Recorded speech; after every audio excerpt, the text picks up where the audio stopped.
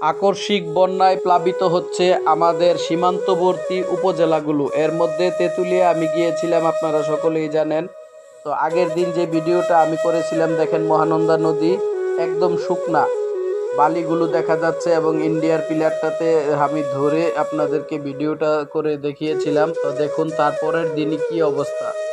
এইভাবে যদি আকস্মিক বন্যায় প্লাবিত হতে হয় আমাদেরকে, তাহলে আমাদের দেশে আরও বেশি সমস্যা দেখা দিতে পারে বলে আমি মনে করি। আপনাদের কি মতামত একটু বলবেন।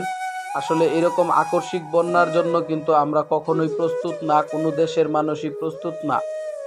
ইন্ডিয়ার সুইচ গেটগুলো ওনারা কোনো প্রকার সতর্কবার্তা ছাড়াই খুলে দিচ্ছে এবং আমাদেরকে আকস্মিক বন্যার কবলে পড়তে হচ্ছে। এই বাংলাদেশ আর কত এইভাবে আকস্মিক বন্যায় কবলিত হবে আমি জানি না। তো আপনারা অবশ্যই বলবেন এবং আমি ভারতের কাছে এটা দাবি করব যে আপনারা আমাদের সাথে বন্ধু সুলভ আচরণ করুন। আমরা আপনাদের প্রতিবেশীর সাথে সদ আচরণ করুন প্লিজ।